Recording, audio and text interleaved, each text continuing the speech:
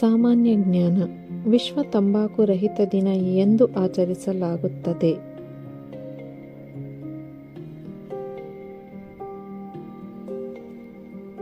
ಉತ್ತರ ಮೇ 31.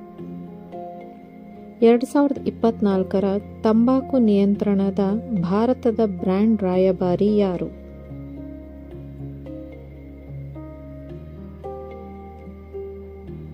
ಉತ್ತರ PV ಸಿಂಧು. ಭಾರತಕ್ಕೆ ತಂಬಾಕು ಪರಿಚಯಿಸಿದವರು ಯಾರು?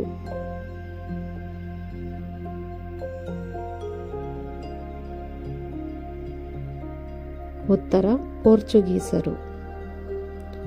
ಯಾವ ದೇಶವು ಮೊದಲ ಬಾರಿಗೆ ತಂಬಾಕು ವಿರೋಧಿ ಎಚ್ಚರಿಕೆ ನೀಡಲು ಮಾಧ್ಯಮಗಳಿಗೆ ನಿಯಮವನ್ನು ರೂಪಿಸಲಾಯಿತು?